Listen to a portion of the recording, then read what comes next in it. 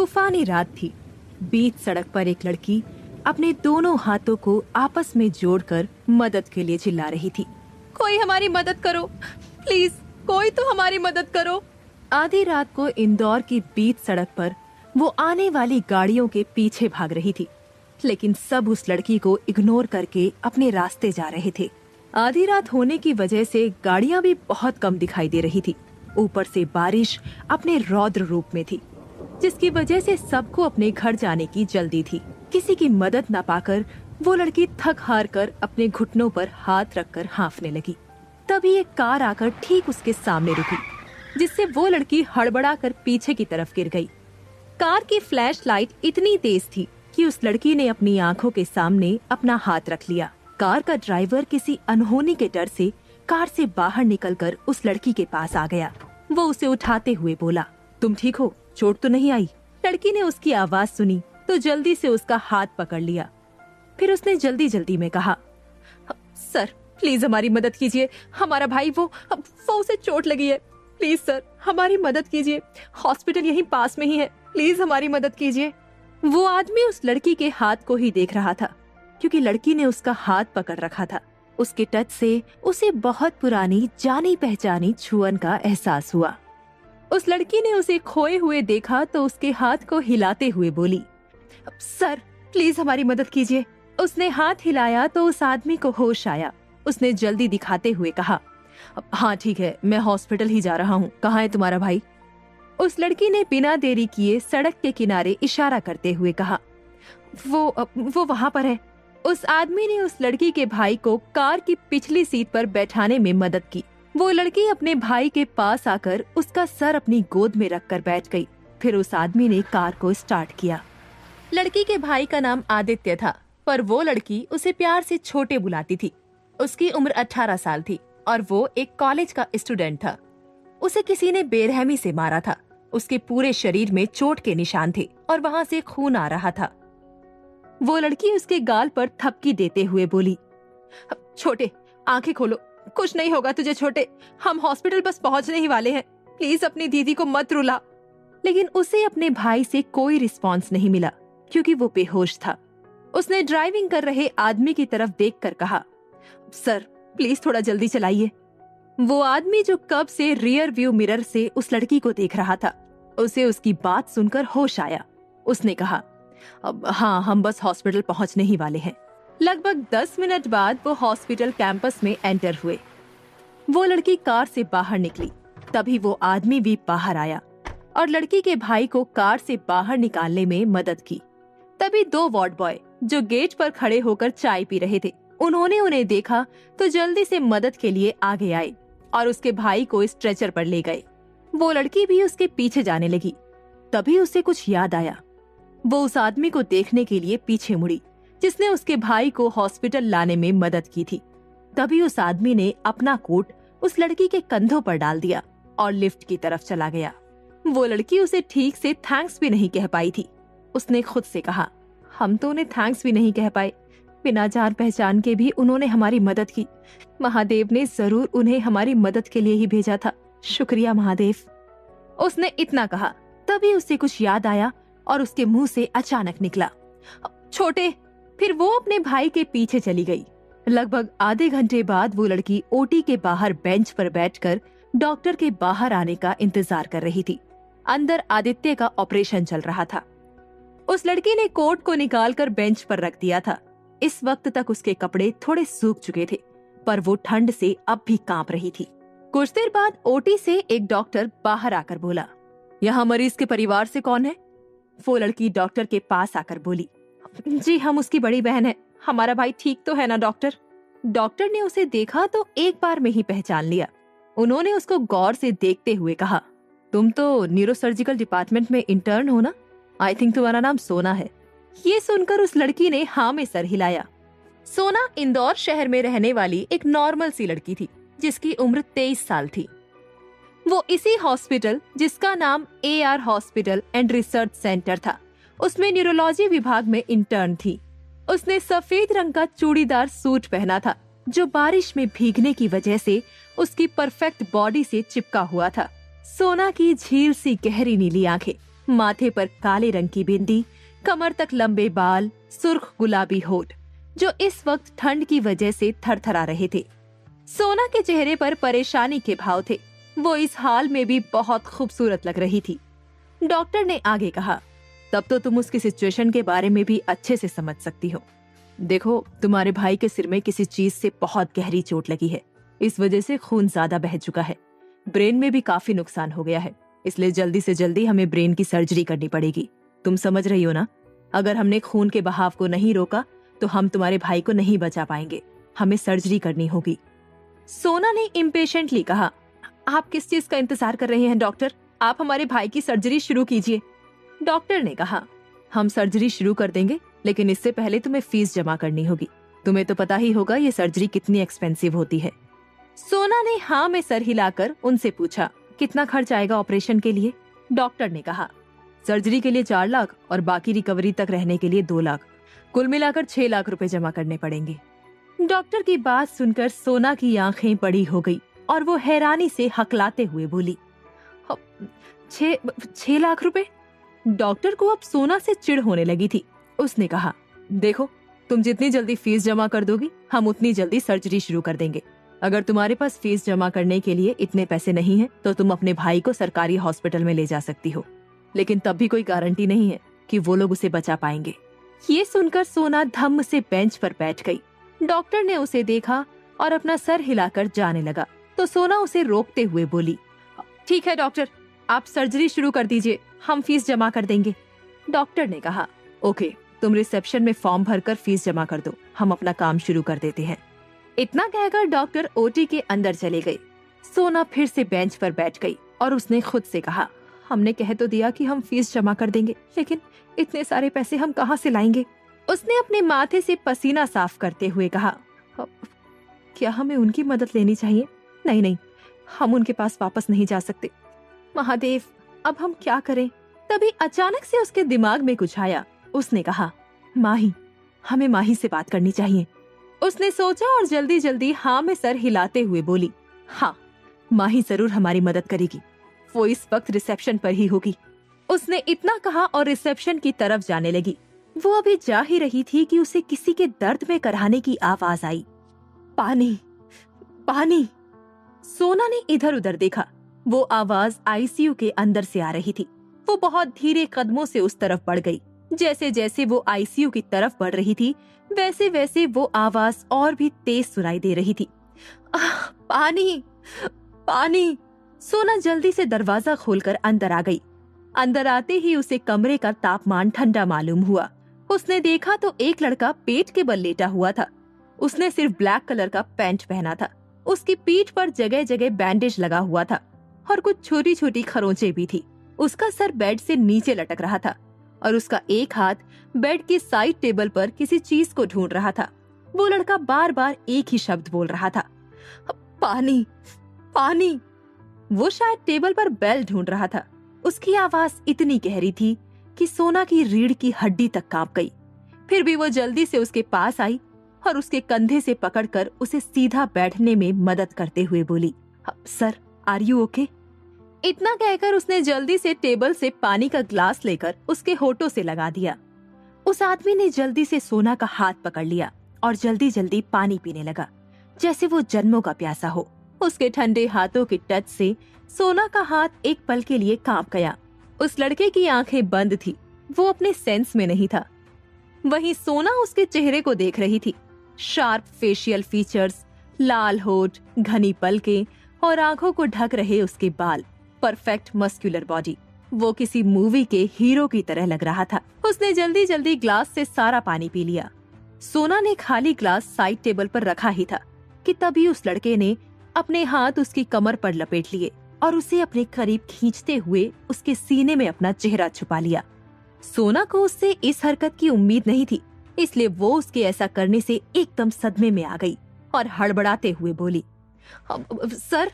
फिर सोना ने उसके कंधों को पकड़कर उसे खुद से दूर करना चाहा, तो उस लड़के ने अपनी पकड़ कस दी। उसकी हरकत से लग रहा था जैसे उसके लिए ये करना बहुत आम बात है। उसकी गर्म सांसें सोना के गले के पास टकरा रही थी, जिसे महसूस करते हुए सोना की सांसें भी अब तेज होने लगी थी।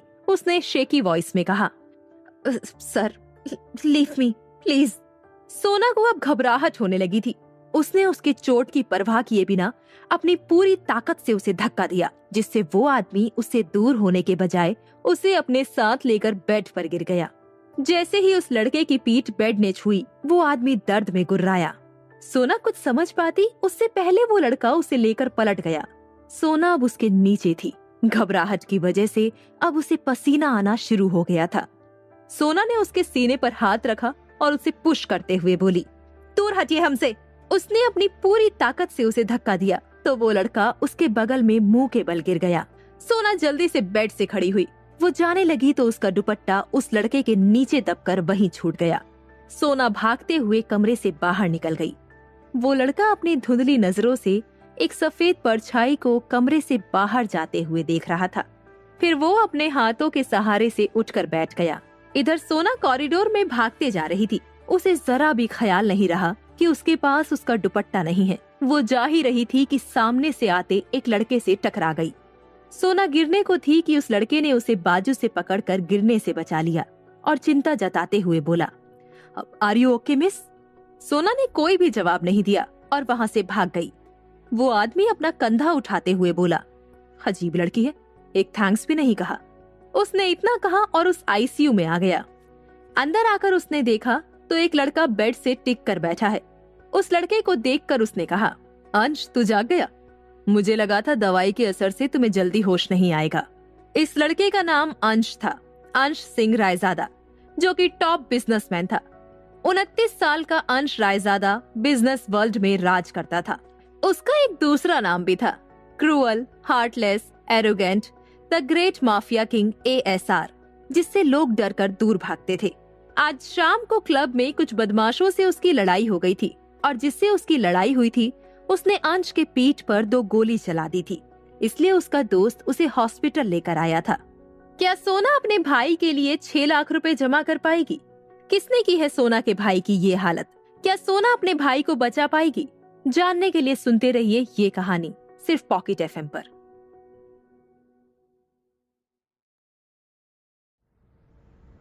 अंश ने सामने खड़े इंसान से बिना किसी भाव के अपनी भारी आवाज में कहा, शौर्य, अभी यहाँ कौन आया था? शौर्य कपूर अंश का बेस्ट फ्रेंड था, जो दिखने में भी काफी हैंडसम था। शौर्य ने कंफ्यूज होते हुए कहा, कौन? यहाँ कौन आया था? मैंने तो किसी को नहीं देखा। उसने ये कहा ही था कि उसे अंश के हाथ में सफेद रंग का कपड़ा दिखा। वो उसके पास आकर उसके हाथ से उस कपड़े को लेते हुए बोला, ये क्या है? वो उसे देखते हुए आगे बोला, दिखने में तो किसी लड़की का दुपट्टा लग रहा है, ये तेरे पास कैसे आया? अंश ने घूरते हुए उससे दुपट्टे को छीन लिया और दरवाजे की तरफ देखने लगा। उसे उस दुपट्टे से एक अलग ही खुशबू का एहसास हो रहा था, जो उसने कभी महसूस नहीं किया था। वो खुशबू उसके दिमाग और उसकी सांसों में बस चुकी थी। शौर्य कुछ याद करते हुए बोला, शायद ये उसी लड़की का होगा जिससे मैं कुछ मिनट पहले टकराया था। मैंने देखा था, उसने भी व्हाइट कलर का सूट पहना था और वो बहुत घबराई हुई थी। अंश ने उसकी आंखों में चमक के साथ देखते हुए कहा, कौन सी लड़की?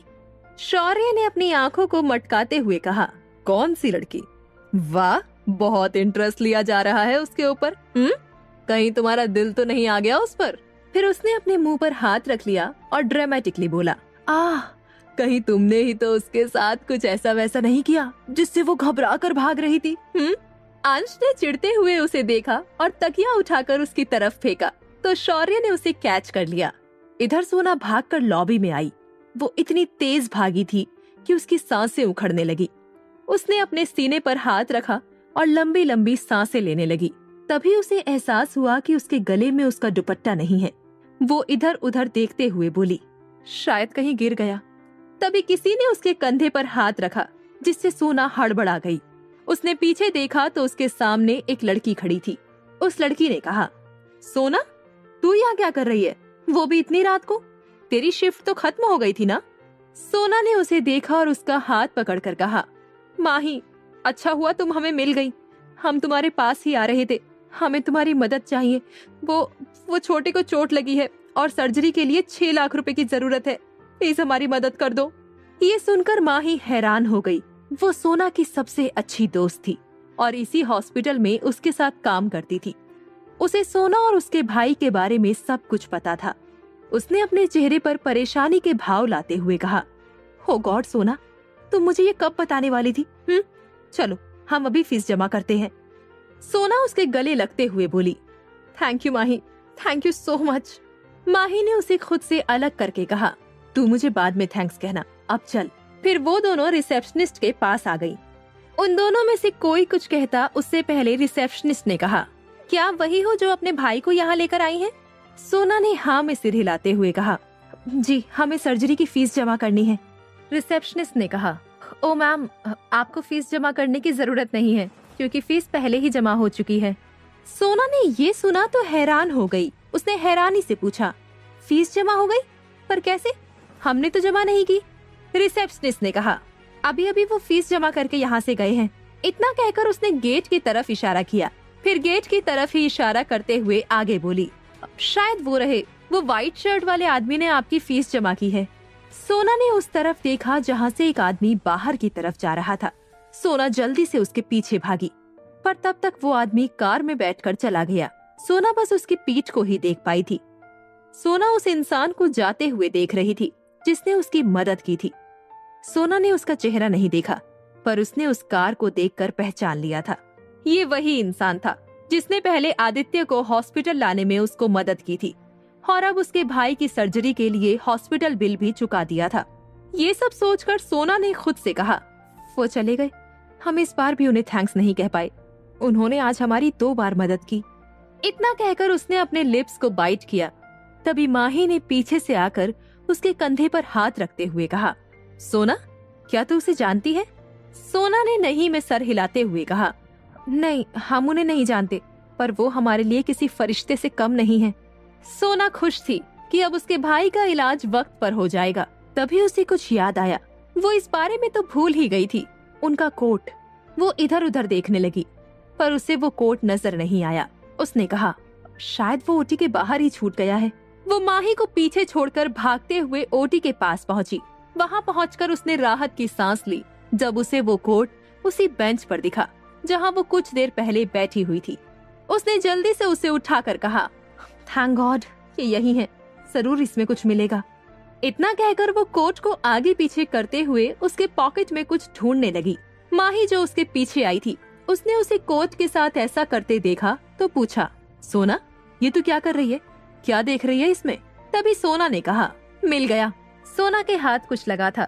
वो उसे देखने लगी। वो एक बिजनेस कार्ड था। उसमें लिखा था, द केएस एंटरप्राइज। उसके नीचे एक एड्रेस और फोन नंबर भी लिखा हुआ था। उसने माही से कहा, ये कोट उन्हीं का है जिन्होंने हमारी इतनी मदद की है, और ये बिजनेस कार्ड भी शायद उन्हीं का होगा। कल सुबह हम उनसे मिलकर उन्हें पर्सनली थैंक्स कहेंगे। ये सुनकर माही ने हाँ में सर हिलाया। लगभग 1-1.5 घंटे की लंबी सर्जरी के बाद डॉक्टर ओटी से अपना सर्जरी मास्क निकालते हुए बाहर आए। सोना और माही ने उन्हें देखा तो खड़े हो गए। डॉक्टर ने कहा, सर्जरी सक्सेसफुल रही। 24 घंटे में उसे होश आ जाएगा। कुछ देर बाद उसे नॉर्मल वार्ड में शिफ्ट कर दिया जाएगा। उसके बाद तुम उससे मिल सकती हो। ये सुनकर सोना ने राहत की सांस लेते हुए कहा, thank you doctor, thank you so much. Doctor ने उसे एक स्माइल देते हुए कहा, नाउ एक्सक्यूज मी। इतना कहकर डॉक्टर वहाँ से चले गए। कुछ देर बाद 2 वार्ड बॉय आदित्य को स्ट्रेचर से वार्ड में ले गए। सोना और माही भी उनके पीछे पीछे आ गए। सोना आदित्य के बेड के पास बैठ गई। उसने आदित्य का हाथ पकड़कर कहा, तू जल्दी से ठीक हो जा छोटे, हमसे तुझे ऐसे नहीं देखा जा रहा। ये कहकर वो रो पड़ी। माही ने उसे समझाते हुए कहा, तू इस तरह रोएगी तो तेरी भी तबीयत खराब हो जाएगी सोना, फिर आदित्य को कौन संभालेगा? माही ने अपने जेब से रुमाल निकालकर सोना को दिया तो सोना ने उसे लेकर अपने आंसू साफ किए। माही ने उसे अपने गले से लगाकर कहा, सब ठीक हो जाएगा, और डॉक्टर ने भी तो यही कहा है ना कि आदित्य को 24 घंटे में होश आ जाएगा, फिर तू किस बात की टेंशन ले रही है? जवाब में सोना ने कुछ नहीं कहा। माही ने अपनी कलाई घड़ी में वक्त देखा तो उसमें रात के 3 बज रहे थे। ये देखकर उसने सोना से कहा, सोना, अब तुझे भी आराम करना चाहिए, रात काफी हो गई है। सोना ने हाँ में सर हिलाते हुए कहा, हाँ, अब तू भी घर जा, तेरी माँ तेरे लिए परेशान हो रही होंगी। हम यहाँ आदित्य के पास हैं, सुबह मिलते हैं। माही ने कहा, यार, मैं तुझे अकेले छोड़कर कैसे जा सकती हूँ? सोना ने कहा, हम ठीक है माही, अब तुम जाओ। माही ने एक बार फिर से सोना को अपने गले से लगाकर कहा, अपना ध्यान रखना। इतना कहकर वो चली गई। सुबह 7 बजे अंश कमरे में बेड से टिक कर बैठा था। उसके चेहरे पर कोई भाव नहीं थे। उसका चेहरा एकदम सख्त था, पर पता नहीं क्यों उसके मन में अजीब सी बेचैनी थी जिसे वो अपने चेहरे पर नहीं लाना चाहता था। उसके तकिए के पास अब भी वो सफेद रंग का दुपट्टा था जो कल रात सोना से वहाँ पर छूट गया था। अंश अपनी गहरी सोच में गुम था कि तभी शौर्य उसकी रिपोर्ट लेकर कमरे में आया। अंश ने उसे देखकर पूछा, क्या कुछ पता चला? कौन थे वो लोग जिसने कल रात मुझ पर हमला किया था? शौर्य ने एक आह भरते हुए कहा, हाँ, वे लोग तुम्हारे राइवल मिस्टर बंसल के लोग थे और उनके साथ हमारा एक आदमी भी मिला हुआ है। तुम कल क्लब में अकेले थे, इस बात का फायदा उठाकर उन्होंने तुम पर हमला किया था। But their bad luck that you are still alive. आज तक तुम्हें कोई मार पाया है भला? शौर्य ने कहा तो अंश के होठों पर तिरछी स्माइल आ गई। उसने मुस्कुराते हुए कहा, बहुत अच्छे, अब मैं उन्हें दिखाता हूँ अंश रायजादा से उलझने का क्या अंजाम होता है। शौर्य ने धीरे से कहा, तू कभी नहीं सुधरेगा। इतना कहकर उसने अपना सर हिला दिया। तभी अंश ने कहा, वैसे क्या मिस्टर खुराना से बात हुई डील को लेकर? शौर्य ने कहा, हाँ, मिस्टर खुराना सुबह 11 बजे तुमसे मीटिंग करना चाहते हैं, पर मुझे नहीं लगता तुम्हें इस हाल में मीटिंग अटेंड करनी चाहिए। अंश उसकी बातों को पूरी तरह से इग्नोर करते हुए बोला, ठीक है, 11 बजे की मीटिंग फिक्स करो, उसके बाद हम दिल्ली जाएंगे। वैसे भी मेरा इस जगह पर दम घुट रहा है। तभी एक नर्स जिसने हॉस्पिटल की यूनिफॉर्म पहनी थी वो अंदर आई। अंश की नजर उस पर पड़ी तो वो बहुत ध्यान से उसे देखने लगा, जैसे वो ये जानना चाहता हो कि ये वही लड़की तो नहीं जो कल रात यहाँ उसके पास आई थी। शौर्य ने ये देखा तो उसे चिढ़ाते हुए बोला, अंश, तू उसे घूरना बंद कर। ऐसा लग रहा है जैसे तू अभी इसी वक्त उसे जिंदा निगलने वाला है। ये सुनकर अंश ने उसे घूर कर देखा तो शौर्य हंसने लगा। नर्स ने अंश के हाथ से ड्रिप निकाल दी और वहाँ से चली गई। उसके जाने के बाद शौर्य ने कहा, सच सच बताना, तू उसे घूर क्यों रहा था? कहीं ऐसा तो नहीं कि तुझे लग रहा हो कल रात वाली लड़की यही है? अंश ने फिर से उसे घूर कर देखा तो शौर्य चुप हो गया। इधर सोना वार्ड में ही बने वॉशरूम से कपड़े बदलकर बाहर आई। सुबह ही माँ ही उसके लिए कपड़े और जरूरत का सामान लेकर आई थी। सोना ने अपने गीले बालों को टॉवल से साफ किया और आदित्य को देखने लगी। आदित्य अब भी बेहोश था। कुछ देर बाद उसने जल्दी जल्दी अपना नाश्ता किया और माही जो उसके पास बैठी थी उससे कहा, माही, तुम छोटे का ध्यान रखना, हमें कुछ काम है, हम कुछ देर में आते हैं। माही ने कहा, लेकिन इस वक्त तुझे क्या काम है? सोना ने उस कोट को पकड़ा और वार्ड से बाहर जाते हुए बोली, हम आकर तुम्हें बताते हैं। इतना कहकर वो चली गई। लगभग 9 बजे वो एक बड़ी सी बिल्डिंग के सामने खड़ी थी। उस बिल्डिंग के ऊपर बड़े बड़े अक्षरों में लिखा था, द KS एंटरप्राइज। सोना गेट से अंदर आ गई। रिसेप्शनिस्ट ने उसे देखा तो उससे पूछा, ma'am, how can I help you? सोना अपने हाथ में पकड़े बिजनेस कार्ड को रिसेप्शनिस्ट को दिखाते हुए बोली, जी हम यहाँ इनसे मिलने आए हैं, क्या आप बता सकते हैं ये हमें कहाँ मिलेंगे? रिसेप्शनिस्ट ने कार्ड को देखकर कहा, ओह, तो आपको मिस्टर शाह से मिलना है, क्या आपके पास उनसे मिलने का कोई अपॉइंटमेंट है? रिसेप्शनिस्ट ने उसका रिएक्शन देखा तो उससे कहा, सॉरी मैम, अगर अपॉइंटमेंट नहीं है तो आप उनसे नहीं मिल सकती। कौन है मिस्टर शाह? क्या है उनका सोना से वास्ता? जानने के लिए सुनते रहिए ये कहानी सिर्फ पॉकेट FM पर। सोना ने रिसेप्शनिस्ट से रिक्वेस्ट करते हुए कहा, हमें उनसे बहुत जरूरी बात करनी है मिस, प्लीज एक बार हमें उनसे मिलने दीजिए। सोना उससे जिद करते हुए आगे बोली, प्लीज मिस, हमें उनसे बहुत जरूरी बात करनी है। रिसेप्शनिस्ट ने सोना की जिद के आगे हार मान ली और गहरी सांस लेते हुए कहा, ओके, मैं सर से बात करके आपको बताती हूँ। इतना कहकर उसने लैंडलाइन से किसी को फोन मिलाकर कहा, सर, एक लड़की आपसे मिलना चाहती है पर उसके पास आपसे मिलने का अपॉइंटमेंट नहीं है। सामने से किसी ने कुछ कहा तो रिसेप्शनिस्ट ने ओके सर कहकर फोन रख दिया। फिर उसने सोना से कहा, आप सर से मिल सकती हैं, उनका ऑफिस 21वें फ्लोर पर दाईं ओर है। सोना ने उसे थैंक्स कहा और लिफ्ट की तरफ बढ़ गई। लगभग 2 मिनट बाद वो 21वें फ्लोर पर एक ऑफिस के बाहर खड़ी थी। ऑफिस के बाहर दरवाजे पर लिखा था, चेयरमैन मिस्टर K शाह। सोना ने उस नाम को पढ़कर गहरी सांस लेते हुए दरवाजे को खटखटाया तो अंदर से एक भारी आवाज आई, कम इन। सोना ने दरवाजा धीरे से खोला और अंदर आ गई। उसने इधर उधर देखा तो ऑफिस बहुत अच्छे तरीके से सजाया हुआ था। हर एक चीज अपनी सही जगह पर थी। वो ऑफिस को देख ही रही थी कि उसका ध्यान एक आवाज ने खींचा। बोलो, तुम्हें मुझसे क्यों मिलना था? सोना ने उस आवाज की तरफ देखा तो पाया एक बड़ी सी टेबल के उस पार एक आदमी कुर्सी पर बैठा था, जिसकी पीठ उसकी तरफ थी। सोना ने कहा, जी हम आपसे मिलना चाहते थे क्योंकि हमें आपसे थैंक्स कहना था। कल रात आपने हमारी मदद की और हम आपको थैंक्स भी नहीं कह पाए। पहले आपने हमारे भाई को हॉस्पिटल लाने में मदद की और आपने हॉस्पिटल का बिल भी पे किया। उसके लिए हम आपको पर्सनली थैंक्स कहना चाहते थे। तभी कुर्सी पर बैठे इंसान ने कहा, हो come on Sona, no need to thank. After all मैं तुम्हारी मदद नहीं करता तो और कौन करता। सोना उसके मुंह से अपना नाम सुनकर हैरान हो गई।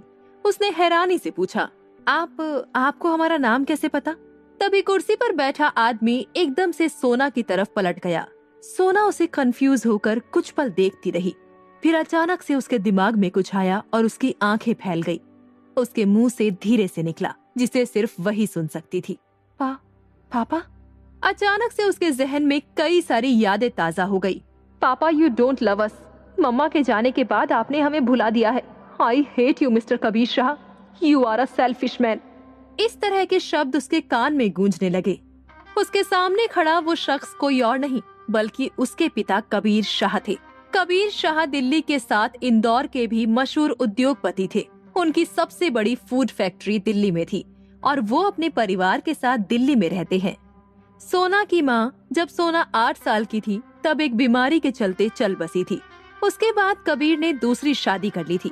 सोना की स्टेप मॉम उसे हर रोज परेशान करती थी और कबीर भी उसके और उसके छोटे भाई के ऊपर ज्यादा ध्यान नहीं देते थे। सोना जब 10 साल की थी तब वो आदित्य को लेकर घर से चली गई और कबीर ने भी उसे रोकने की कोशिश तक नहीं की। 13 साल बीत गए थे इस बात को और आज वो एक बार फिर से एक दूसरे के सामने थे। कबीर के बाल अब थोड़े सफेद हो गए थे और उनकी आवाज में भी काफी बदलाव आ गया था, इसलिए सोना उसे पहली मुलाकात में पहचान नहीं पाई। सोना अब भी उसी तरह हैरान खड़ी अपने पिता को देख रही थी। उसने अपने हाथ में कोट को कसकर पकड़ रखा था। कबीर मुस्कुराते हुए सोना के सामने आकर खड़े हो गए। फिर उन्होंने सोना से कहा, कैसी हो बेटा? मैंने तुम्हें बहुत मिस किया। इतना कहकर सोना को अपने गले से लगा लिया। सोना की आंखें आंसुओं से भर गई थी और उसका दिल तेजी से धड़क रहा था। कुछ पल बाद उसने कबीर को खुद से दूर धक्का देते हुए कहा, आपको कोई गलतफहमी हो रही है मिस्टर शाह, हम वो नहीं हैं जो आप समझ रहे हैं। ये सुनकर कबीर ने कहा, ओ कम ऑन सोना, तुम किससे झूठ बोल रही हो? मैंने तो तुम्हें कल रात को ही पहचान लिया था जब तुम मेरी कार में बैठी थी। मैंने तुम्हारे गले में वो तुम्हारी माँ का लॉकेट देखा था। उसकी बात सुनकर सोना ने अपना चेहरा सख्त करते हुए कहा, अगर हमें पता होता हम जिससे मदद ले रहे हैं वो आप है मिस्टर कबीर शाह तो यकीन मानिए हम कभी ऐसा नहीं करते। हम आपसे आज भी उतनी ही नफरत करते हैं जितनी 13 साल पहले करते थे। कबीर ने कहा, इसलिए मुझे तुम्हारे सामने आने से डर लग रहा था।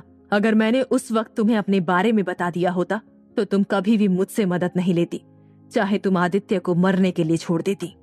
सोना ने ये सुना और अपना चेहरा दूसरी तरफ मोड़ लिया। कबीर ने उसे कंधों से पकड़कर उसे अपनी तरफ घुमाते हुए कहा, मैं जानता हूँ तुम मुझसे बहुत नाराज हो, पर मैं तुमसे बहुत प्यार करता हूँ बेटा। तुम्हें नहीं पता मैंने तुम्हें ढूंढने में दिन रात एक कर दिया था, पर तुम मिली तो कैसे? इस हाल में अब मैं तुम्हें कहीं जाने नहीं दूंगा। मैं तुम्हें और आदित्य को मेरे साथ दिल्ली ले जाऊंगा। तुम्हें मेरे रहते इतना सफर करने की जरूरत नहीं है सोना। सोना ने उसकी बातों को पूरी तरह से इग्नोर करते हुए कहा, आई थिंक अब हमें चलना चाहिए। हम यहाँ आपको थैंक्स कहने आए थे मिस्टर शाह, और आपने जो हमारे भाई के इलाज के लिए बिल पे किया उसे हम जल्द ही आपको लौटा देंगे। उसने इतना कहा और कोट को कबीर की तरफ बढ़ा दिया। कबीर ने उसके हाथों को देखा, फिर अपने चेहरे पर निराशा के भाव लाते हुए कहा, तुम अभी भी उतनी ही जिद्दी हो जितनी 13 साल पहले थी, बिल्कुल भी नहीं बदली। ये सुनकर सोना ने कहा, हमारे पास आपकी बकवास बातें सुनने का वक्त नहीं है मिस्टर शाह। इतना कहकर वो कोट को कबीर के हाथ में पकड़ा कर चली गई। उसके जाने के बाद कबीर ने अपने हाथ में पकड़े कोट को देखा और उसे जमीन पर पटकते हुए कहा, ये कभी मेरी बात नहीं मानती। आई थिंक अब मुझे ही कुछ करना होगा। सोना अपने पापा से मिलकर वापस हॉस्पिटल आ रही थी। अपने पापा से इतने सालों बाद मिलकर उसके अंदर इमोशंस की बाढ़ आ गई थी। 13 साल बीत गए थे उस बात को, पर आज भी उसके जहन में अपने पापा के लिए वही इमेज थी, एक केयरलेस एंड सेल्फिश इंसान की। उसने मन में सोचते हुए कहा, अगर आपको हमारी इतनी ही परवाह थी तो आपने हमें 13 साल पहले जाने से क्यों नहीं रोका? क्यों आपने हमारा ख्याल नहीं रखा जब माँ के जाने के बाद हमें सबसे ज्यादा जरूरत आपकी थी? आपको हमारा नहीं तो आदित्य का तो ख्याल होता। सोना अपने सोच में गुम चली आ रही थी।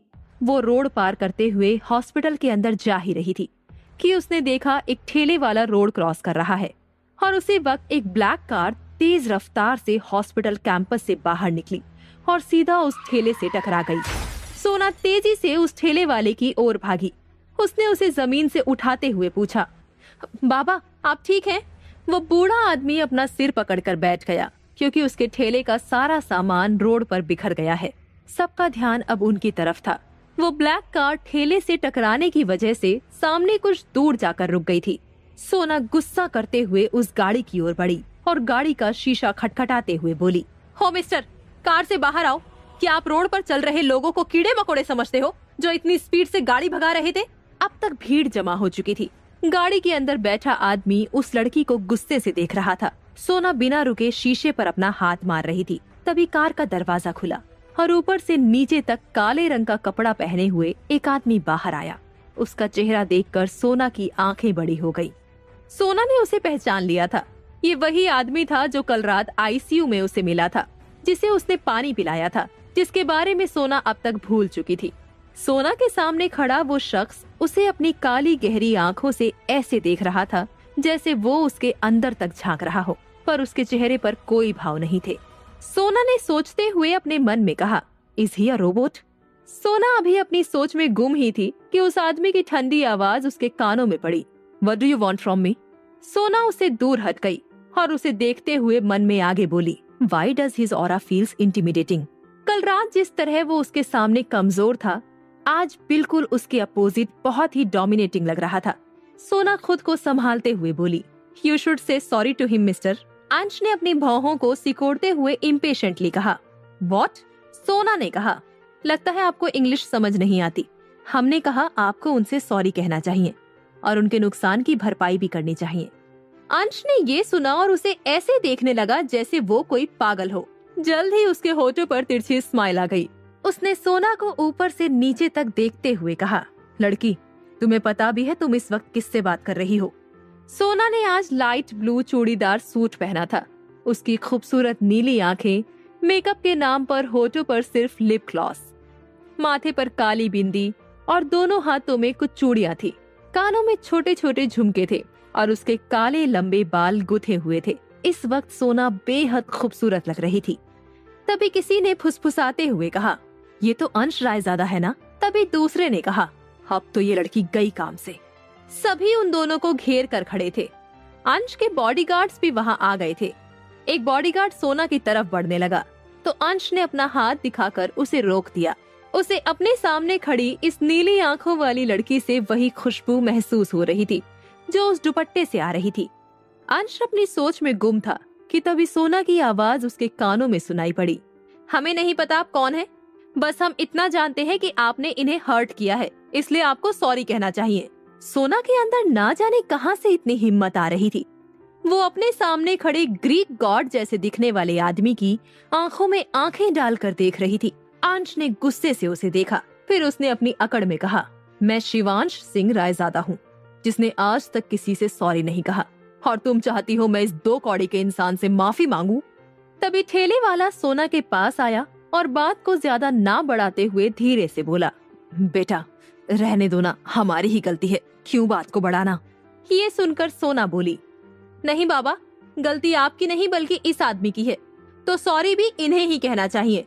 ये सुनकर ठेले वाला चुपचाप खड़ा हो गया। सोना ने अंश से एक बार फिर से कहा, लुक मिस्टर, हमें कोई इंटरेस्ट नहीं है आपको जानने में, इसलिए आप हमारा और अपना वक्त बर्बाद ना करते हुए जल्दी से इनसे सॉरी कहिए और इन्हें इनके नुकसान की भरपाई करके जाइए यहाँ से। इतनी सी बात समझ नहीं आ रही आपको? अंश उसे खा जाने वाली नजरों से घूर रहा था। आज तक किसी ने भी उससे इतनी बदतमीजी से बात करने की जरूरत नहीं की थी। और इस लड़की ने आज 4 लोगों के सामने 2 बार उसे भला बुरा सुना दिया था। अंश ने गुस्से से कहा, तुम मुझे समझा रही हो? मुझे? द अंश रायजादा को? सोना ने अपने दोनों हाथों को बांध लिया और उसे घूरते हुए बोली, जी हाँ, अगर आप गलत हैं तो आपको सॉरी कहना चाहिए। इतना बेसिक मैनर तो पता ही होगा आपको। सोना की बातें अंश के गुस्से पर पेट्रोल छिड़कने का काम कर रही थी। अंश से अब बर्दाश्त नहीं हुआ तो उसने गुस्से में सोना की कलाई पकड़ ली और उसे अपनी तरफ खींचते हुए बोला, सॉरी सुनना है तुम्हें? इतना कहकर वो सोना के होठों पर अपने होठ रखकर जबरदस्ती उसे किस करने लगा। क्या सोना और अंश के इस मुलाकात के बाद आएगा उनकी जिंदगी में कोई नया मोड़? क्या ये रिश्ता प्यार में बदलेगा? जानने के लिए सुनते रहिए ये कहानी सिर्फ पॉकेट एफएम पर। अंश सोना के होठों पर अपने होठ रखकर जबरदस्ती उसे किस करने लगा। उसकी इस हरकत पर सोना की आंखें बड़ी हो गई और उसने अपनी कलाई उसके हाथ से छुड़ाकर अपनी पूरी ताकत से उसे एक तमाचा मार दिया, जिससे अंश का सर एक ओर झुक गया। उसने गुस्से से सोना को देखते हुए कहा, हाउ डेयर यू! इतना कहकर सोना के दोनों हाथों को पकड़कर मोड़ते हुए कमर से लगा दिए। फिर दूसरे हाथ से उसके बाल पकड़कर बिना वार्निंग के किस करने लगा। इस बार उसके किस करने में उसका गुस्सा साफ झलक रहा था। वो सोना के होठों को बुरी तरह से टॉर्चर कर रहा था। कुछ देर बाद सोना की सांसें उखड़ने लगी तो अंश उससे दूर हुआ, पर उसने उसे छोड़ा नहीं। सोना की सांसें तेज हो चुकी थी और उसका शरीर घबराहट की वजह से कांप रहा था। उसकी खूबसूरत आंखों में आंसू थे और वो सहमी नजरों से अंश को देख रही थी। अंश को बहुत गुस्से में देखकर उसने इस बार कुछ नहीं कहा। उसे चुप देखकर अंश खतरनाक तरीके से मुस्कुराया और सोना के पास आते हुए अपनी हस्की वॉइस में बोला, याद रखना, मेरा नाम अंश रायजादा है, जिसे झुकाना मुश्किल ही नहीं नामुमकिन है। और रही बात सॉरी की, तो तुम उसे भूल जाओ। अंश रायजादा ने आज तक ना किसी से सॉरी कहा है और ना कभी कहेगा। सोना के गले से अंश की गर्म सांसें टकरा रही थी, जिससे उसने अपनी आंखों को कस के बंद कर लिया।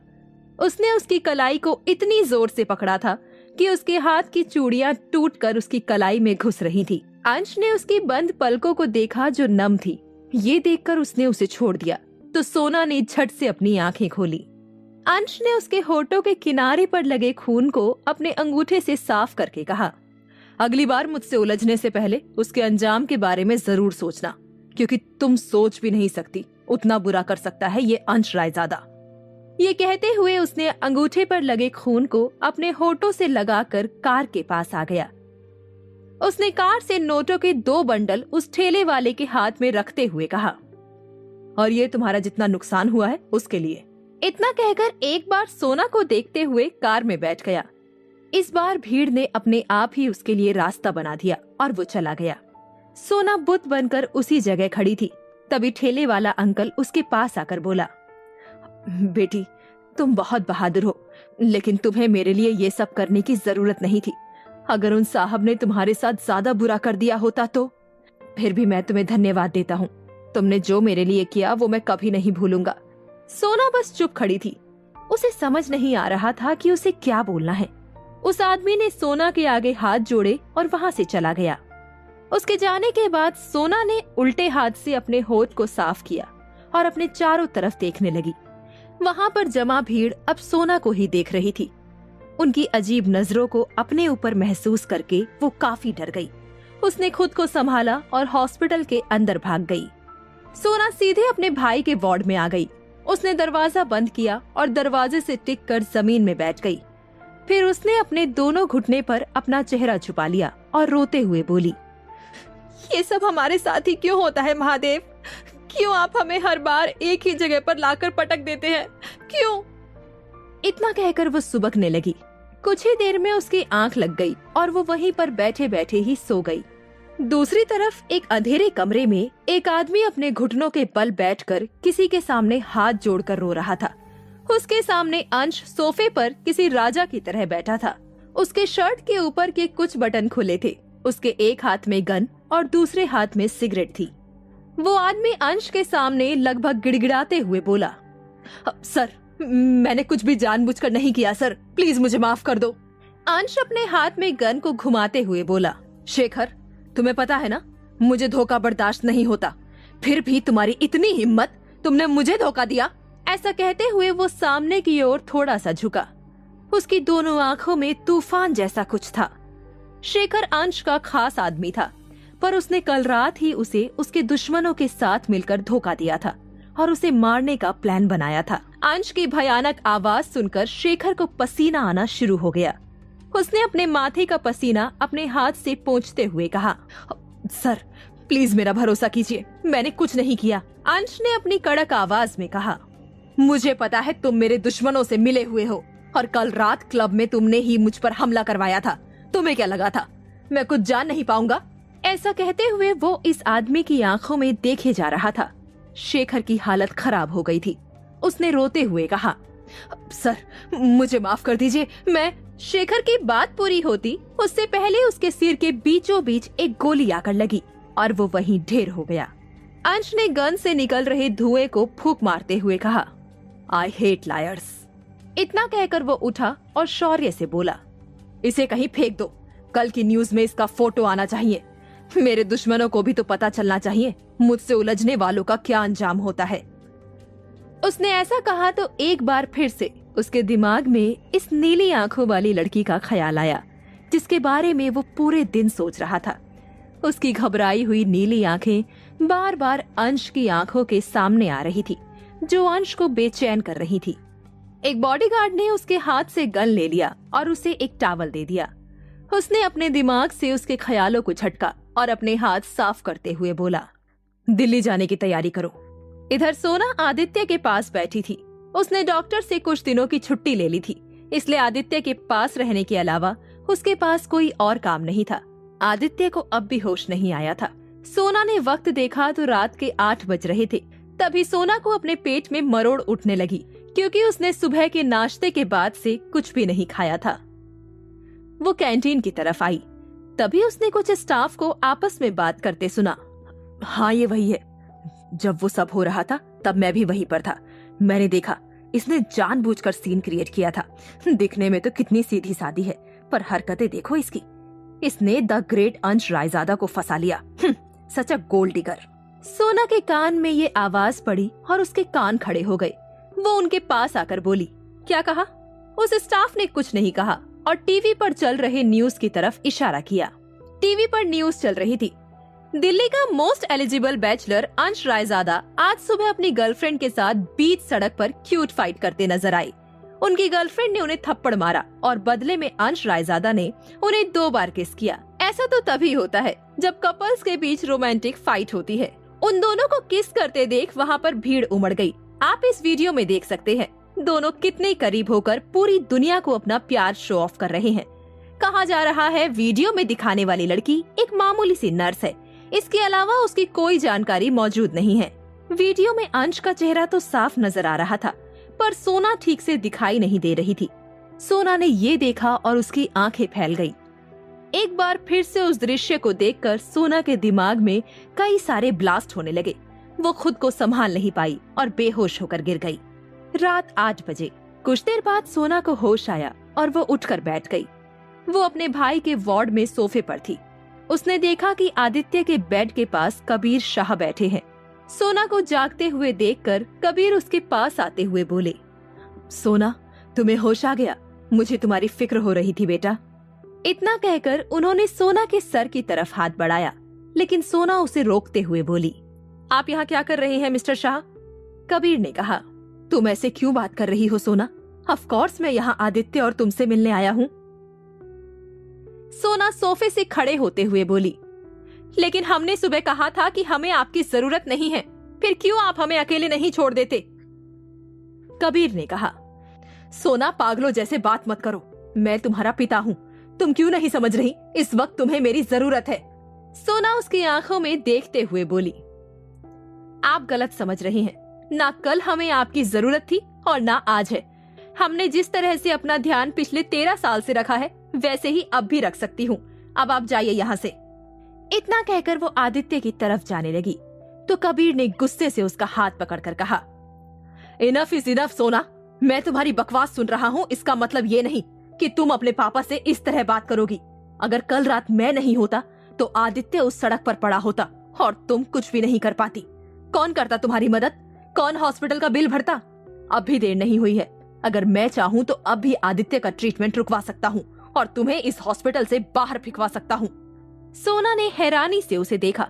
उसे यकीन नहीं हो रहा था कबीर इस तरह बात कर सकता था। वो कबीर की तरफ देखते हुए बोली, "You can't do that." Kabir बोला, "Yes, I can."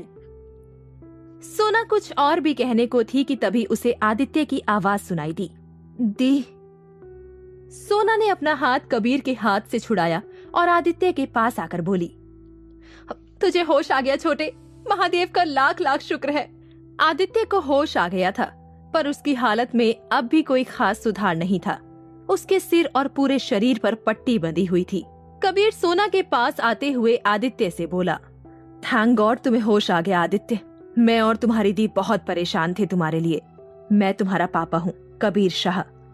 आदित्य ने सोना को ऐसे देखा जैसे वो पूछ रहा हो कि क्या ये बात सच है, क्योंकि सोना ने जब आदित्य के साथ घर छोड़ा था तब वो बहुत छोटा था। सोना ने कुछ भी नहीं कहा। वो अपने पिता से नफरत करती थी, लेकिन इस बात को झुठला नहीं सकती थी कि इस वक्त आदित्य कबीर की वजह से जिंदा है। सोना ने कुछ भी नहीं कहा। कुछ देर बाद डॉक्टर कमरे में आए और आदित्य को पूरी तरह से खतरे से बाहर बताकर चले गए। देखते ही देखते रात के 10 बज गए। आदित्य दवाई की वजह से सो चुका था, पर सोना की आंखों में नींद का कोई नामो निशान नहीं था। पिछले 2 दिनों से उसके साथ जो हो रहा था वो उसी के बारे में सोच रही थी। पहले आदित्य को चोट लगना, 13 साल बाद अपने पिता से मिलना और फिर अंश का उसके करीब आना। उसका मन बहुत अशांत था। उसने अपनी कलाई देखी जिसको सुबह अंश ने कस कर पकड़ा था, जिससे उसकी कुछ चूड़ियां टूटकर उसकी कलाई में घुस गई थी। इधर अंश अपने प्राइवेट जेट से दिल्ली वापस जा रहा था। उसके चेहरे पर रोज की तरह कोई भाव नहीं थे। उसके हाथ में सफेद रंग का कपड़ा था जिसे उसने कस कर पकड़ रखा था। उस कपड़े से एक भीनी भीनी खुशबू आ रही थी जो अंश को बेचैन कर रही थी। सुबह 9 बजे सोना आदित्य को दवाई खिलाने के बाद उसका मुंह टिश्यू से साफ करके उसके पास बैठ गई। उसने उसका हाथ पकड़कर धीरे से पूछा, "छोटे, हमें सच सच जवाब देना, तेरी ये हालत किसने की?" आदित्य ने जैसे ये सुना तो वो काफी घबरा गया। उसने कहा, "दी, ये सब मेरे साथ उसने किया। उसने मुझसे कहा कि मैं उसके रास्ते में आया तो अगली बार वो मुझे जान से मार देगा, और उसने ये भी कहा कि वो आपसे बहुत जल्द मिलेगा।" इतना कहकर वो रोने लगा। सोना उसे अपने गले से लगाते हुए बोली, "कोई हमें कुछ नहीं करेगा। तुम्हारे ठीक होते ही हम दोनों यहाँ से बहुत दूर चले जाएंगे, बहुत दूर।" आदित्य जिसके बारे में बात कर रहा था उसे सोचते हुए उसकी आंखों में अजीब सा डर था। कुछ देर बाद आदित्य सो गया। सोना उसे छोड़कर रिसेप्शन पर आई। उसने अपने हाथ में पकड़े कार्ड से एक नंबर डायल किया। फोन उठते ही सोना ने बिना किसी भाव के कहा, "हेलो मिस्टर शाह, हम आपके साथ आने के लिए तैयार हैं।" आदित्य किसकी बात कर रहा था? कौन है वो जिसके डर से आदित्य भाग रहा था? जानने के लिए सुनते रहिए ये कहानी सिर्फ पॉकेट एफएम पर। 2 दिन बाद कबीर ने आदित्य को हॉस्पिटल से ट्रांसफर करवा दिया था। वो उसके आगे के इलाज के लिए दिल्ली एम्स में बात कर चुका था। उसके साथ ही सोना भी अपनी इंटर्नशिप एम्स में ही जारी रखने वाली थी। सोना इस वक्त अपने छोटे से किराए के मकान के सामने अपना और आदित्य का लगेज लेकर खड़ी थी। उसने इस घर में आदित्य के साथ कई साल बिताए थे। उन दोनों ने कई सारी यादें बनाई थी। इस घर में कभी वो साथ में बैठकर हंसते थे, कभी साथ बैठकर रोते थे। आज जब वो इस घर को छोड़कर जा रही थी तो उसके लिए ये थोड़ा मुश्किल था। कबीर सोना के कंधे पर हाथ रखते हुए बोला, "चलें, फ्लाइट का वक्त हो रहा है।" सोना ने हाँ में सर हिलाकर अपनी आंखों के कोने से अपने आंसू साफ किए और कार में आकर बैठ गई। उनकी कार जैसे ही वहाँ से निकली तभी एक ब्लैक कार आकर उसके घर के सामने रुकी। उस कार से एक 30 साल का हैंडसम आदमी बाहर आया। उस आदमी ने अपनी भौहें सिकोड़कर घर पर लगे ताले को देखा। तभी पीछे से मकान मालिक की आवाज आई, "बेटा, इस घर पर रहने वाली बिटिया अपने भाई के साथ अभी अभी घर को खाली करके चली गई।" वो आदमी बिना मकान मालिक को देखे बोला, "कहाँ गई वो?" मकान मालिक ने कहा, "अब ये तो मुझे नहीं पता बेटा।" तभी उस आदमी ने अपने हाथ की मुट्ठी बनाकर दरवाजे पर मारते हुए कहा, "कब तक भागोगी मुझसे?" नई दिल्ली एयरपोर्ट दोपहर 1 बजे। सोना दिल्ली पहुंच चुकी थी। एक बार फिर से अपने शहर आकर उसकी पुरानी यादें ताजा हो गई थी। उसके लिए दिल्ली नई नहीं थी और ना ही यहाँ के लोग नए थे। उसने उन लोगों के चेहरे देखने के लिए खुद को तैयार कर लिया था जिनसे वो बहुत नफरत करती थी। आदित्य को एम्बुलेंस से एम्स अस्पताल ले जाया गया। कबीर ने उसको एडमिट करने के लिए पहले ही एम्स के डायरेक्टर से बात कर ली थी। हॉस्पिटल के सारे प्रोसीजर कंप्लीट करने के बाद कबीर सोना को लेकर अपने घर आ गया। उनकी कार एक बड़े से बंगलो के बाहर आकर रुकी। नौकर ने कार का गेट खोला और कबीर बाहर आया। उसको देखकर नौकर ने अपना सर झुका लिया। सोना ये सब कार के अंदर से देख रही थी। उसने अंदर से ही देखा कि घर कितना बड़ा और खूबसूरत है। तभी करीब 50 साल की औरत जिसने चटक लाल रंग की डिजाइनर साड़ी पहनी हुई थी, वो भागकर कबीर के पास आई और उसके गले लगते हुए बोली, "ओ डार्लिंग, तुम वापस आ गए। मैं तुम्हारा ही इंतजार कर रही थी।" कबीर उसे खुद से दूर करते हुए बोला, "मीरा, मैं अकेले नहीं आया हूँ। देखो मेरे साथ कौन आया है।" उसने इतना ही कहा था, तभी सोना कार का गेट खोलकर बाहर आई। मीरा उसको अपनी एक भौहें उठाकर देखने लगी। फिर अपनी भौहें उचकाते हुए उसने पूछा, "ये लड़की कौन?" वो पूछ ही रही थी कि उसने सोना की नीली आंखों को देखा और वो सब समझ गई। उसके मुंह से अचानक निकला, "सोना।" इतना कहकर उसने कबीर को देखा। जल्द ही उसके होठों पर चालाकी से भरी मुस्कान आ गई। वो सोना के पास आई और उसके गले लगते हुए बोली, "welcome home sweetheart, I missed you so much." सोना उससे अलग होकर उसकी आंखों में देखते हुए बोली, "हमने भी आपको बहुत याद किया, मिसेस मीरा शाह।" ये बोलते हुए उसके चेहरे पर कोई भाव नहीं थे। मिसेस मीरा शाह कबीर शाह की दूसरी पत्नी और सोना आदित्य की सौतेली माँ थी। उसने खुद को बहुत अच्छे से मेंटेन कर रखा था, जिससे वो अपनी उम्र से बहुत कम लग रही थी। वो अपने होठों पर चालाकी से भरे मुस्कान लिए सोना को देख रही थी। मीरा मुस्कुरा कर बोली, "चलो अंदर चलकर बात करते हैं। मुझे तुमसे ढेर सारी बातें करनी है।" इतना कहकर वो सोना का हाथ पकड़कर खींचते हुए उसे अंदर ले गई। सोना घर को देखने लगी। वो सालों पहले अपने भाई और माँ के साथ इस घर में रहती थी। तब की यादें एक एक करके उसकी आंखों के सामने आने लगी और वो काफी भावुक हो गई। कबीर ने सोना का सामान नौकरों के हाथों ऊपर वाले कमरे में भिजवा दिया। फिर उसने सोना से कहा, "सोना, जाओ आराम करो। तुम बहुत थक गई होंगी। हम शाम को हॉस्पिटल चलेंगे।" मीरा ने ये सुनकर कहा, "हॉस्पिटल? क्यों? कुछ हुआ है क्या कबीर?" कबीर ने कहा, "हाँ, आदित्य हॉस्पिटल में एडमिट है।" मीरा ने ये सुना तो उसकी भौहें तन गई। उसने कहा, "ओ आई सी, क्या हुआ है उसे?" सोना ने कहा, "जी, आपको ये जानने की जरूरत नहीं है, मिसेस शाह।" उसने इतना कहा तो कबीर बोले, "सोना, तुम मीरा से ये कैसे बात कर रही हो? मीरा तुम्हारी माँ है। तुम उसे मिसेस शाह क्यों बुला रही हो?" ये सुनकर सोना ने कबीर को देखा। आज भी ये आदमी अपनी पत्नी की ही साइड ले रहा था। सोना ने कुछ भी कहना जरूरी नहीं समझा और उस कमरे की तरफ बढ़ गई जहाँ नौकरों ने उसका सामान रखा था। उसके जाने के बाद मीरा ने कहा, "इट्स ओके डार्लिंग, तुम्हें उस पर गुस्सा नहीं करना चाहिए।" इतना कहकर वो दोनों सोफे पर बैठ गए। कबीर अपने माथे पर उंगली से सहलाते हुए कुछ सोचने लगा। इधर सोना कमरे में आ गई। वो कमरा बहुत बड़ा और सुंदर था। वहाँ पर जरूरत की सारी चीजें थी। बड़ा सा बेड था, उसमें बहुत सारे छोटे छोटे तकिए सलीके से सजे हुए थे। कमरा बहुत खूबसूरत लग रहा था और उसमें सबसे सुंदर जगह वहाँ की बालकनी थी, जहाँ पर एक झूला और बहुत सारे छोटे छोटे गमले रखे थे जिनमें रंग बिरंगे फूल थे। उस जगह को देखकर उसके होठों पर स्माइल आ गई। ये वही कमरा था जिसमें वो अपनी माँ के साथ रहती थी। सोना बालकनी में आकर झूले पर बैठ गई। उसने अपनी आंखें बंद कर ली और अपनी पुरानी यादों में खो गई। इस बीच उसकी आंख कब लग गई उसे पता भी नहीं चला। इधर अंश 2 दिन बाद ऑफिस आ रहा था। 2 दिन पहले इंदौर से वो शौर्य को बिना बताए दिल्ली आ गया था और अपने मेंशन में था। पिछले 2 दिनों से वो किसी से भी नहीं मिला और ना ही किसी से बातें की। अंश की कंपनी का नाम द AR एम्पायर था। ये कई मंजिल की बड़ी सी बिल्डिंग थी। अंश जैसे ही अंदर आया, उसने देखा कुछ एम्प्लॉइज एक जगह खड़े होकर आपस में गॉसिप कर रहे थे। उन सब ने अंश को देखा तो सीधे खड़े हो गए और सबने एक साथ उसे ग्रीट किया। अंश ने सबको इग्नोर किया और लिफ्ट की तरफ बढ़ गया। उसके जाने के बाद फिर से एम्प्लॉइज बातें करने लगे। उनमें से एक एम्प्लॉय ने कहा, "तुमने देखी नहीं 2 दिन पुरानी न्यूज जो आज भी ट्रेंड में है?" इधर अंश 35वें माले पर आ गया। उस फ्लोर में अंश के करीबियों के अलावा और किसी को जाने की इजाजत नहीं थी। क्रिश अंश का असिस्टेंट था। उसने अंश को ग्रीट किया और केबिन का दरवाजा खोला तो अंश ने कहा, Krish, bring me a black coffee. Krish ने कुछ नहीं कहा और गेट बंद करके उसके पीछे अंदर आकर अंश के पीछे खड़ा हो गया, क्योंकि अंश अंदर आते ही किसी को देखकर अपनी जगह पर रुक गया था। उसके केबिन में उसके डैड यानी शिवा सिंह रायजादा और शौर्य सोफे पर बैठे उसे ही देख रहे थे। एक लड़का अंश के स्विंग चेयर में बैठा झूल रहा था। वो रिहान था, अंश का छोटा भाई।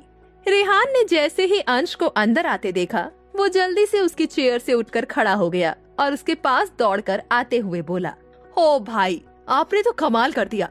इतने दिनों से भाभी को हम सबसे छुपाकर कहाँ रखा है? हाँ, बोलो बोलो। रिहान अपने शरारती अंदाज में अंश को देख रहा था। अंश उसकी बात सुनकर उसे आंखें छोटी करके देखने लगा। ये देखकर रिहान ने कहा, ओ कम ऑन भाई, टीवी पर पिछले 2 दिनों से आपके बारे में न्यूज चल रही है। आपने कैसे उसे अपनी बाहों में भर रखा था और उसे सबके सामने। वो कह ही रहा था कि शिवा ने अपना गला साफ करने का नाटक किया तो उनकी आवाज से रिहान चुप हो गया। शिवा ने कहा, तुम इतने दिनों से कहाँ थे अंश? हम सब ने तुमसे कांटेक्ट करने की कोशिश की, लेकिन तुम्हारा फोन भी बंद था। भाई साहब भी तुम्हारे लिए काफी परेशान थे। अंश ने कहा, मैं बस अकेले रहना चाहता था डैड, इसमें कौन सी बड़ी बात हो गई। इतना कहकर वो अपनी कुर्सी पर आकर बैठ गया। शिवा ने पूछा, क्या न्यूज में जो चल रहा है वो सच है? अगर है भी तो तुम्हें उससे दूरी बना लेनी चाहिए, क्योंकि भाई साहब ने पहले ही तुम्हारा रिश्ता अपने सबसे अच्छे दोस्त की बेटी से तय किया है। अंश ने ये सुना तो उसके हाथ पेन तक पहुंचते ही रुक गए। शिवा ने आगे कहा, तुम्हें उनके फैसले के खिलाफ नहीं जाना चाहिए अंश। अंश ने पेन को पकड़ा और उसके कैप से खोलते हुए बोला, नहीं, वो सच नहीं है। ये सुनकर शौर्य और शिवा एक दूसरे को देखने लगे। अभी रेहान ने कहा, लेकिन भाई, आपने उस लड़की को सबके सामने किस किया, हम सब ने देखा। अंश ने उसे घूर कर देखते हुए कहा, मैंने कहा ना, ऐसा कुछ नहीं है, मैं बस। इतना बोलते हुए वो रुक गया, क्योंकि फिर से सोना का वो रोता हुआ चेहरा उसकी आंखों के सामने आ गया। शिवा सोफे से उठते हुए बोला, मैं तुमसे सिर्फ इतना ही कहना चाहता हूँ कि जितनी जल्दी हो सके उस वीडियो को सोशल साइट से हटवा दो, क्योंकि ये तुम्हारे लिए और उस लड़की के लिए ठीक नहीं है। इतना कहकर शिवा वहाँ से चले गए। उनके जाते ही एक और शख्स केबिन में आया। वो दीप था, अंश का दूसरा बेस्ट फ्रेंड। उसने अंदर आते ही कहा, ये मैं क्या देख रहा हूँ यार, तू किसी लड़की के साथ? भाई, मैं तो कभी सोच भी नहीं सकता था कि तू ऐसा भी कर सकता है। अंश ने उसे घूर कर देखा। उसे समझ नहीं आ रहा था कि आज सभी लोग उसके पीछे क्यों पड़े हैं। उसने क्रिश को अब भी वहीं पर खड़े देखा तो उसने गुस्से में कहा, लगता है तुम्हें फिर से ट्रेनिंग की जरूरत है। मैंने कहा मुझे कॉफी चाहिए, डैम इट। इतना कहकर उसने अपने पेन को जोर से पटक दिया। क्रिश ने सर झुकाते हुए कहा, आई एम सॉरी सर। इतना कहकर वो बाहर भाग गया। उसके जाने के बाद दीप ने अपनी भौहें उठाकर शौर्य से कुछ पूछा तो शौर्य ने उसे चुप रहने का इशारा किया। अंश ने अपनी उंगली से अपने माथे को रगड़ते हुए शौर्य से कहा, शौर्य, वो मिस्टर शाह का क्या हुआ? वो कब तक पैसे वापस कर रहा है? शौर्य ने कहा, उसने 1 महीने का वक्त मांगा था और इसे पूरा होने में सिर्फ 4 दिन बाकी हैं। अंश ने कहा, तो फिर किस चीज का इंतजार है? पता करो वो कहाँ है। 4 दिन में मुझे मेरे 700 करोड़ रुपए कैसे भी करके वापस चाहिए। ये सुनकर शौर्य ने हाँ में सर हिलाया। शाम का वक्त। सोना हॉस्पिटल जाने के लिए तैयार हो रही थी। उसने लाल रंग का सलवार सूट पहना था जिसमें वो बहुत सुंदर लग रही थी। वो कमरे से बाहर आई और किचन जाकर आदित्य के लिए टिफिन तैयार करने लगी। किचन में काम करने वालों ने उसे रोकना भी जरूरी नहीं समझा, पर सोना को उससे कोई फर्क नहीं पड़ा। उसे अपना काम खुद करने की आदत जो थी, उसने जल्द ही टिफिन तैयार कर लिया और किचन से बाहर आ गई। मीरा जो लिविंग रूम में बैठकर अपने हाथों में नेल पॉलिश लगा रही थी, वो अपने नाखून को फूंक मारते हुए बोली, अच्छा है जो तुम्हें अपना काम खुद करना आता है, क्योंकि यहाँ कोई नौकर फ्री नहीं रहता जो तुम्हारी मदद कर दे। सोना ये सुनकर वहीं रुक गई। फिर उसने कहा, जी हाँ मिसेस शाह, हमें अपना काम खुद करना आता है। वो क्या है ना, हमें कुछ आलसी लोगों की तरह बैठे बैठे मुफ्त की रोटी खाने की आदत नहीं है। उसके इतना कहने पर मीरा उसे घूर कर देखते हुए बोली, ए लड़की, मुझे आलसी कह रही हो और मैं मुफ्त की रोटी खाती हूँ? सोना ने कहा, हमने कब आपको आलसी कहा, ये तो आप खुद ही कह रही हैं। मीरा कुछ और भी कहने वाली थी कि तभी उसने कबीर को सीढ़ी से नीचे आते हुए देखा। तो वो चुप हो गई। क्या है न्यूज में चल रही खबर का सच? क्या सच में अंश की शादी तय हो चुकी है, जिसके बारे में अंश को खबर तक नहीं थी? जानने के लिए सुनते रहिए ये कहानी सिर्फ पॉकेट एफएम पर।